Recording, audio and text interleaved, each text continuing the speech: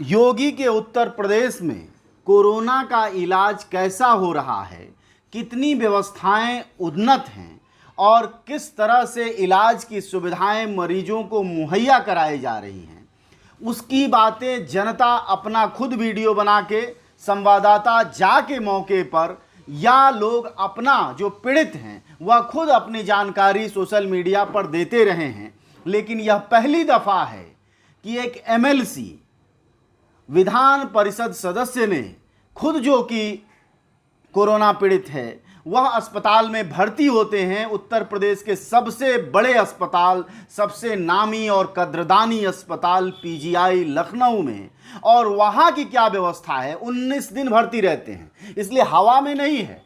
19 दिन की क्या व्यवस्था रही और क्यों उस एमएलसी ने बकायदा लिख कर दिया 19वें दिन कि साहब हमारा इलाज बंद कर दो, हम घर में क्वारंटाइन हो जाएंगे। और बड़ी बात कि चेतन चौहान जो योगी सरकार के कैबिनेट मंत्री थे, इन एमएलसी सुनील यादव सपा के एमएलसी, इनका कहना हमारे बगल के बेड पे थे, वह सरकारी अव्यवस्था मतलब इलाज की अव्यवस्था के कारण मरे हैं, इनका यह भी दावा है। आप इस वीडियो को सुनिए, थोड़ा लंबा है, यह उतना ही लंबा है मतलब आप यूं समझिए सत्यनारायण भगवान की जो आप कथा सुनते हैं उसका आधा वक्त भी आपसे नहीं लेगा, लेकिन काम की बात बहुत होगी। इहलोक में भले आपको सत्यनारायण भगवान की कथा का फल मिले, लेकिन अपने लोक में जो है ये इस एमएलसी की बातों से जरूर फायदा मिलेगा और फिर आपको महसूस होगा कि गरीब और आम जनता की क्या स्थिति होगी उत्तर प्रदेश में कोरोना से इलाज की, जब एक एमएलसी नेता कैबिनेट मंत्री की पीजीआई में अस्पताल की ये हालत है और डॉक्टरों का यह व्यवहार है। इसलिए इत्मीनान रख के बिना देर किए इस वीडियो को देखिए और अपने अंतर्मन से पूछिए कि योगी योगी कहना और योगी के शासन में कितना बड़ा भारी अंतर है और कैसे आंकड़ों का जो खेल है अधिकारियों का वह निरंतर जारी है और हर रोज बड़े आंकड़े आ रहे हैं और मरीजों की दुर्व्यवस्था जहां की तहां बनी हुई है। तो महोदय, यूपी में कोरोना संक्रमण की लड़ाई के नाम पर केवल फर्जी ब्रांडिंग की जा रही है, असत्य बोला जा रहा है, गुमराह किया जा रहा है, जमीनी हकीकत कुछ और है। आप उस कुर्सी पर बैठे हैं और आप भी जानते हैं कि जमीनी हकीकत क्या है। यहां सदन में बैठा हर माननीय सदस्य सब जानते हैं कि जमीनी हकीकत क्या है। मानवर सरकार कहती है कि हमारे पास 1.51 लाख कोविड बेड हैं, यह सरकार ने कहा है। सरकारी आंकड़े कहते हैं कि इस प्रदेश में कोरोना के कुल एक्टिव केस 48,511 हैं। इसमें आधे से ज्यादा होम आइसोलेशन में हैं, कुछ प्राइवेट अस्पतालों में अपना इलाज करा रहे हैं। ऐसी स्थिति में महज सरकारी अस्पतालों में केवल 23,000 लोग भर्ती हैं। यानी सरकार के दावे के हिसाब से, जो सरकार ने दावा किया है उसके हिसाब से उत्तर प्रदेश के सरकारी अस्पतालों में जो सरकार के इंतजाम हैं उनमें 1.25 लाख बेड अभी खाली है। ये सरकार के आंकड़े हैं। और वहीं दूसरी तरफ पूरे प्रदेश के हर एक जिले में त्राही त्राही मची हुई है। किसी अस्पताल में बेड खाली नहीं है। एम्बुलेंस में 2-2 दिन तक कोरोना से संक्रमित लोग भटक रहे हैं, एम्बुलेंस में जान गंवा रहे हैं, कहीं उनकी कोई सुध लेने वाला नहीं है। वहीं लखनऊ में जिस तरीके की घटनाएं हम लोग देख रहे हैं, सुनने को मिलता है, टीवी अखबार में देखने को मिलता है। अब पता नहीं सरकार में बैठे लोग पढ़ते भी हैं, देखते भी हैं, या कौन सा चश्मा लगा लिए हैं। हो सकता है अखबार ना पढ़ते हो, वो चैनल भी ना देखते हो जिसमें बताया जाता हो कि एम्बुलेंस में ही पेशेंट ने दम तोड़ दिया। तो हम केवल एक बात कह रहे हैं कि हम लोगों ने कानपुर का एक वीडियो वायरल हुआ, आपने भी देखा होगा, हम सब लोगों ने देखा। वो भारतीय जनता पार्टी का ही नेता है। किस तरीके से, मैं वो शब्द भी नहीं कह सकता भारतीय जनता पार्टी के लिए, वो मैं शब्द भी नहीं कह सकता सरकार के लिए, जितने खराब शब्द उस भारतीय जनता पार्टी के नेता ने कहा कि ऐसी सरकार में रहना, ऐसी पार्टी का सदस्य होना जिसमें हम अपने परिजन तड़पता रहा, चिल्लाता रहा और वो मर गया, हम उसको नहीं बचा पाए। नालत है ऐसी सरकार और ऐसी पार्टी पर। हम नहीं कह रहे, ये हमने वीडियो में देखा है। मान्यवर, अघोषित रूप से अगर ऑडिट नहीं होना है कुछ, क्योंकि महामारी घोषित हो गई, अगर कोई चीज ऑडिट नहीं होना है, उसकी जांच नहीं होनी है, तो माननीय प्रधानमंत्री जी ने एक शब्द कहा था, हमको याद है, बयान दिया था कि आपदा में भी अवसर खोजना। अब माननीय प्रधानमंत्री जी ने का भाव क्या रहा मैं नहीं जानता, लेकिन उत्तर प्रदेश के मुख्यमंत्री जी ने आपदा में जो भ्रष्टाचार का अवसर खोजा है, जो लूट का अवसर खोजा है, जो बेईमानी का अवसर खोजा है, मुझे नहीं लगता है कि प्रधानमंत्री जी की यह मंशा रही होगी। लेकिन उत्तर प्रदेश में जिस तरीके से लूट है, आप किसी से बात कर लीजिए पूरे सदन में, और आप खुद भी उसके गवाह हैं। आप किसी डीएम को फोन मिला लीजिए, किसी सीएमओ को फोन मिला लीजिए, अरे उठेगा नहीं, उठना तो छोड़ दीजिए, अगर उठ गया तो आपकी सुनेगा नहीं। किस तरीके से बात कर रहे हैं, और डीएम और सीएमओ केवल लूट रहा है, इस पर हम भरोसा नहीं करते।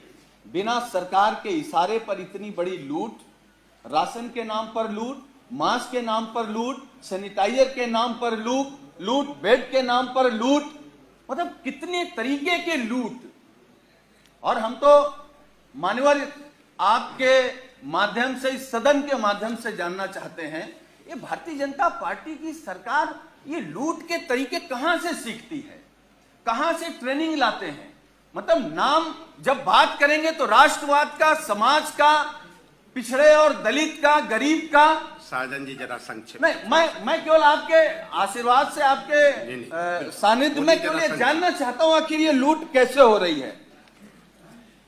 मान्यवर, जिन संस्थाओं को अपराधियों को पकड़ना चाहिए वो मीडिया और विपक्ष के नेताओं की जांच कर रहे हैं।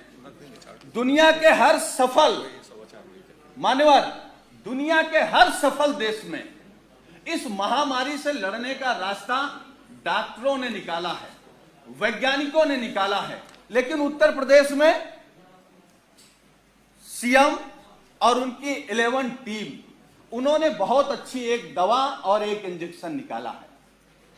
उस इंजेक्शन का नाम है गलतफहमी और दवा का नाम है जुमला, जो सुबह सुबह उठ करके सबसे पहले वो अधिकारी माननीय मुख्यमंत्री को गलतफहमी का इंजेक्शन ठोकते हैं, फिर जुमले की टिकिया देते हैं, और मुख्यमंत्री जी को लगता है कि पूरा प्रदेश चकाचक है, खुशहाल है, मतलब कहीं कोरोना नहीं है। मान्यवर, सरकार कह रही कि यूपी में जो उन्होंने डेथ रेट कंट्रोल कर रखी है, यूपी में 19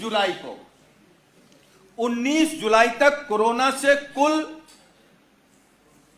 1146 जाने गई थी। और ठीक एक महीने बाद, मान्यवर गंभीरता से सुन लीजिएगा, सरकार का कोई भरोसा नहीं, ठीक एक महीने बाद 9 अगस्त का जो सरकारी आंकड़ा कहता है, आपका आंकड़ा कहता है, वो ये कहता है कि कोरोना से होने वाली मौतें 2733 हैं, यानी 5 महीने में 1146 मौतें, और महज एक महीने में करीब 1600 मौतें, यह इनका सरकारी आंकड़ा कहता है। मैं, क्योंकि आप समय पर बांध रहे हैं, मैं केवल एक बात कह करके कि मुकम्मल जो व्यवस्था का एक और झूठ या असत्य देखने को मिला। यूपी में सरकार के आंकड़े के हिसाब से सर्वाधिक मौत 334 मौतें कानपुर में हुई, जो एक बड़ा आंकड़ा है, जो एक बड़े शहर का आंकड़ा है। दूसरे नंबर पर लखनऊ, जहां 246 मौतें हुई। यह वह शहर है जहां यूपी के बेहतरीन चिकित्सा संस्थान हैं। आपसे आपसे और इस सीएम और टीम 11 के नाक के नीचे जो व्यवस्थाएं चल रही हैं, इस पर जो चीजें हैं वो सब कुछ आपके सामने है। मान्यवर, सब चीजें आ गई हैं साजन मैं जी अब तो। आ गई हैं, जो नहीं आया बस वो 1 मिनट में रखूंगा। और ये बात मैं इसलिए कह रहा हूं कि मैं भी कोरोना से संक्रमित हो गया था और राजधानी के सबसे अच्छे संस्थान पीजीआई में गया था। ये बात मैं नहीं शेयर करना चाहता था, लेकिन मजबूरी है, क्योंकि आप जो आईना दिखाएंगे वो तो चमचमाता हुआ होगा, वहां कोई अव्यवस्था नहीं होगी। लेकिन मैं जो देख करके आया हूं 19 दिन पीजीआई में, मैं वो सच्चाई आपको बताना चाहता हूं, सदन के माध्यम से उत्तर प्रदेश को बताना चाहता हूं और सदन के माध्यम से अपने सभी माननीयों को भी बताना चाहता हूं कि कोई गलत फहमी में न रहे। हम तो ये कहेंगे, भगवान से प्रार्थना करेंगे कि किसी को कोरोना ना हो।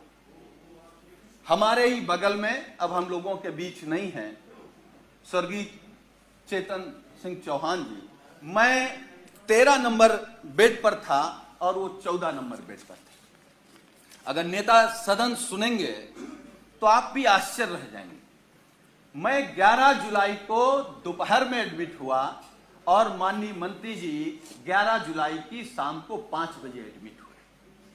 और अब मैं जो कहने जा रहा हूं वो दुर्भाग्य है हमारा भी, माननीयों का भी, और जो लोग अस्पताल में भर्ती हो रहे हैं उनका भी। 8 लोगों का वार्ड, माननीय जी, 8 लोगों का वार्ड, जहां 8 कोरोना संक्रमित लोग होते हैं। डॉक्टरों की, नर्सों की और वहां की टीम आती है तो गेट से ही पूछते हैं कि चेतन कौन है।